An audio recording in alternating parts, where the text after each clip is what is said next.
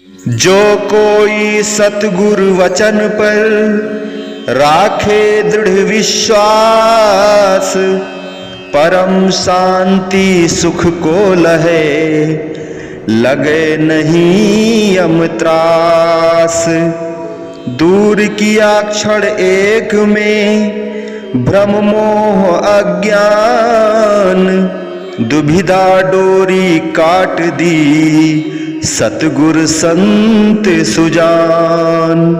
बोलो जयकारा बोल मेरे श्री गुरु महाराज की जय। बोलिए सांचे दरबार की जय। श्री आनंदपुर वासी भगवान की जय। श्री नगली निवासी भगवान की जय। समस्त भगत जी को जय सच्चिदानंद जी।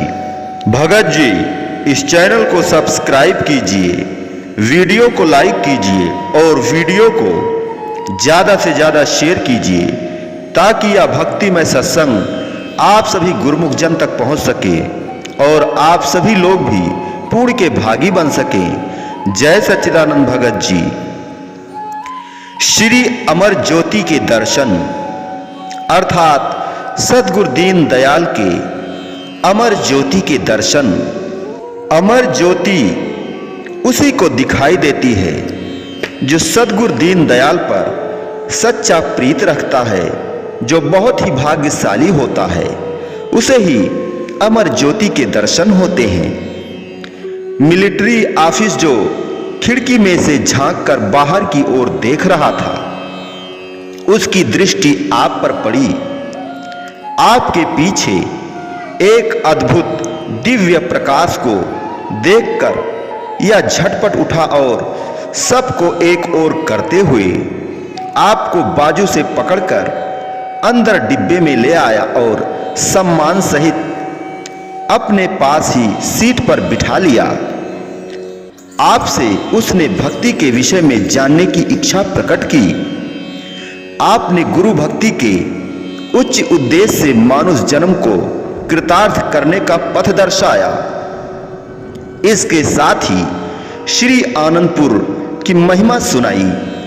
आपके दिव्य स्वरूप ने उसको ऐसा प्रभावित किया कि उसने श्री चरणों में विनय कर कहा कि यही महापुरुषों की कृपा का प्रभाव है कि वे आंतरिक ज्ञान बख्शकर हम जैसे अज्ञानी जीवों को सतमार्ग दर्शाते हैं। किस जीव व किस वेश में आकर अपनी रूहों का कहां और कैसे उद्धार करते हैं, यह तो वे ही स्वयं ही जानते हैं। आपने श्री आनंदपुर पहुंचकर श्री दर्शन अमृत रस पान कर आत्म पिपासा को बुझाया। आप रायपुर में थे। सन 1947 में देश विभाजन हुआ तो बड़े भाई साहब को आपको कलकत्ता बुला लिया और आपके लिए सालकिया जनरेटर स्टोर नाम की दुकान खोल ली। इस दुकान के ऊपर एक स्टोर बना हुआ था। आप नित्य प्रत 2-3 घंटे ऊपर चले जाते और भजन अभ्यास में लीन हो जाते। कुछ समय पश्चात आपने अपने बड़े भाई साहब से कहा कि यहां हमारा मन नहीं लगता। आपके हृदय में शरणागत होने की लगन लगी हुई थी, किंतु घर में सबसे छोटे होने के कारण सब आपसे अत्यधिक स्नेह करते थे। वे नहीं जानते थे कि ऐश्वर्य संपदा छोड़कर आप साधु बन जाएं। उनका यही प्रयत्न था कि आप घर पर ही भजन भक्ति करें। आप प्रातः घर में भजन अभ्यास करते। आपने सबको कह दिया था कि हमें कभी भी जबरदस्ती उठाने की चेष्टा ना करना। जब तक हमारा जी चाहे हमें बैठा रहने दिया करें। एक बार भजन अभ्यास में अधिक समय बीत गया। आपके मुखमंडल पर तेज धूप आ गई। आपने प्रातः से भोजन भी ग्रहण नहीं किया था। आपके प्रति बड़ी बहन का हार्दिक स्नेह होने से उसने आपको भजन अभ्यास से उठा दिया। आपने फरमाया, बहन हमें भजन से उठाकर अच्छा नहीं किया। आज अभी हमारे माथे पर श्री सद्गुरुदेव जी महाराज केसर का तिलक लगा रहे थे। इतना कहकर आपने फिर से आंखें मूंद ली। ध्यान अवस्था में ही आप विनय करने लगे कि हे भगवान, मेरी परीक्षा ना लो। प्रतीक्षा को समाप्त कर शीघ्र अपने चरणों की सेवा में स्थायी निवास दो। पहले भी आप अधिकतम समय श्री आनंदपुर में ही व्यतीत करते थे। वह दिन भी आ गया जब श्री तृतीय पातशाही जी महाराज ने आपके अस्थायी रूप से रहने की विनय स्वीकार कर ली। आपने घर में सबको अपना निर्णय सुना दिया कि हमें श्री आनंदपुर की सेवा में ही अपनी पूंजी, निजी जायदाद, निज घर प्रतीत होता है। हमारा दृढ़ निश्चय एवं दृढ़ संकल्प यही है कि श्री चरणों में अस्थायी शरणागति प्राप्त करें। घर के सभी सदस्यों का आपके प्रति अगाध प्रेम था, इसलिए उन्होंने आपकी प्रसन्नता और मौज को ही सर्वोपरि माना। सन 1953 में जब आप बैसाखी के शुभ पर्व पर श्री दर्शन करने के लिए आए तो श्री चरणों में स्थायी शरणागत के लिए विनय की आपकी अटूट श्रद्धा एवं तीव्र लगन तथा उपयुक्त समय को जानकर श्री सद्गुरुदेव जी महाराज ने विनय स्वीकार की। आपके बड़े भाई साहब ने आपके दृढ़ संकल्प को देखकर कार्य व्यवहार को समेटने की विनय कर दी। आप पुनः श्री आज्ञा अनुसार कलकत्ता गए और शीघ्र ही सब कार्य निपटा लिया। आप 4 जून सन 1953 में पुनः श्री आनंदपुर लौट आए और श्री चरणों में विनय कर सर्वस्व समर्पण कर पूर्णतया शरणागत हो गए। आपके मन की साध पूरी हुई। उस समय आपने श्री सद्गुरुदेव जी महाराज के मुखार बिंद पर अलौकिक तेज में आत्म अनुभूति के आनंद को अनुभव किया, जिसका वर्णन नहीं किया जा सकता। आप पहले से अधिक सेवा और भजन अभ्यास में जुट गए। निर्बंध कभी किसी बंधन में नहीं बंधते। श्री सद्गुरुदेव जी महाराज जी की कृपा दृष्टि पाकर आप निहाल हो गए। आपको श्री आनंदपुर में रहते हुए अत्याधिक मेल जोल रखना एवं वार्तालाप करना प्रिय न था। एकांत प्रिय व सेवा में तन प्राण से छुटे रहना ही जीवन का ध्येय था। वैसे तो श्री सद्गुरुदेव जी श्री तृतीय पातशाही जी ने प्रेम के अवतार बन सब पर ऐसा प्रेम का जादू डाला कि उस समय जागीरदार, धनवान एवं सम्मानित लोग परमार्थ एवं रूहानियत के आनंद में सराबोर होकर खींचे चले आ रहे थे। सबकी जिह्वा पर एक ही शब्द था कि एक बार नाम सुनते ही दिल दीवाना हो जाता है और आनंदपुर वासी भगवान को पाना चाहता है। इन सब में से एक विशेष कौन है जो किसने परमार्थ कार्य संभाला है, यह तो वे ही जानते थे। इसलिए आप पर विशेष कृपा दृष्टि बनाए रखते थे।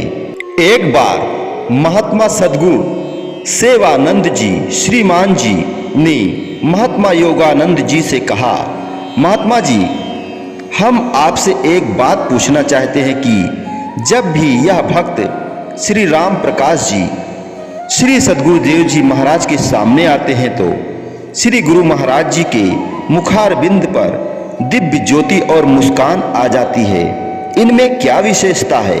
महात्मा योगात्मानंद जी को श्री गुरु महाराज जी ने गुरु दीक्षा के दिन संकेत में सुझाया था।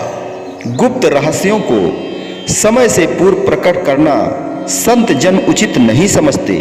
उन्होंने कहा, श्रीमान जी, अपनी अपनी भक्ति की कमाई है, जो जितनी करता है उतनी दात पाता है, यह श्री गुरु महाराज जी स्वयं ही जाने। श्रीमान जी ने कहा, मेरा अनुभव तो यह कहता है कि मौज में जब आ गए कतरे से दरिया कर दिया। महात्मा जी ने कहा, नूरे हक को नूरे हक में मिला लिया। श्रीमान जी, महापुरुषों के रहस्य एवं लीला तो स्वयं महापुरुष ही जानते हैं। तब महात्मा जी ने यह वार्ता श्री चरणों में विनय कर दी। श्री सद्गुरुदेव महाराज जी ने फरमाया, महात्मा जी आपने ठीक ही उत्तर दिया। हमने क्या देना है, यह तो धुरदरगाही काम होते हैं जो महापुरुष को करने होते हैं। महात्मा जी ने दंडवत प्रणाम कर श्री छवि को निहारा तो उस समय श्री सद्गुरुदेव जी महाराज जी के मुख मंडल पर अलौकिक दीप थी। आप जब श्री घर से श्री आनंदपुर सेवा के लिए आते और श्री चरणों में सेवा का लाभ उठाते, उस अवर्णनीय आनंद का भाई साहब को वर्णन करते हुए भावुक हो जाते। सन 1950 में तृतीय पातशाही श्री गुरु महाराज जी मुरादाबाद और काशीपुर के मध्य स्थित रोशनपुर में पधारे। स्टेशन से 2 मील की दूरी पर घने वन एकांत शांत स्थान को उपयुक्त जानकर सेवकों को स्थान खरीदने की आज्ञा दी। इस धरती की पुकार सेवा का उदाहरण प्रस्तुत करने के लिए हुई। अगस्त सन 1950 में श्री सद्गुरुदेव जी ने यहाँ कृपा फरमाई। आप भक्त के वेश में महात्मा सत विचारानंद जी तथा महात्मा जन व भक्तजन सेवा के लिए साथ गए। वहां दिन रात सभी घने वन को साफ करने में जुटे हुए थे। कटीली झाड़ियों की खरोचों से कई बार रक्त भी बहता, परंतु प्रभु प्रेम में किसी को कुछ भी प्रतीत न होता। एक दिन गर्मी और थकावट के कारण सब महात्मा व भक्तजन विश्राम कर रहे थे। नौकर काम पर लगे थे। अत्याधिक कटीली झाड़ी को छोड़कर वह आगे बढ़ गए। श्री सद्गुरुदेव जी ने वहां आकर देखा कि कटीली झाड़ियों को छोड़ छाड़ दिया गया है। श्री वचन हुए कि जब तक स्वयं कांटों में हाथ नहीं डालोगे तो औरों से क्या सेवा करवाओगे। श्री वचनों को सुनते ही सब में नौ उत्साह भर गया। फिर तो न दिन भर कोई गर्मी लगती और न ही थकान की कोई परवाह होती। महात्मा जनों का कथन है कि उस दिन से उन्होंने कुर्ते पहनने भी छोड़ दिए और श्री सेवा में जुट गए। सामने श्री दर्शन और तन से श्री सेवा करने का जो आनंद मिला वह वर्णनातीत है। आपने इस श्री वचन को गांठ बांध लिया कि स्वयं कांटों में हाथ नहीं डालोगे तो औरों से क्या सेवा करवाओगे। इस प्रकार आप शरणागति से पूर्व एवं शरणागति के पश्चात श्री आज्ञा व प्रेम में दृढ़ रहे। गुरु सेवा ही गुरु भक्ति है और सद्गुरु की प्रसन्नता व कृपा पाने का सर्वोत्तम साधन है। इसी सिद्धांत को अपना ध्येय व जीवन बना लेना चाहिए। बोलो जयकारा बोल मेरे श्री गुरु महाराज की जय। समस्त भगत जी को जय सच्चिदानंद जी।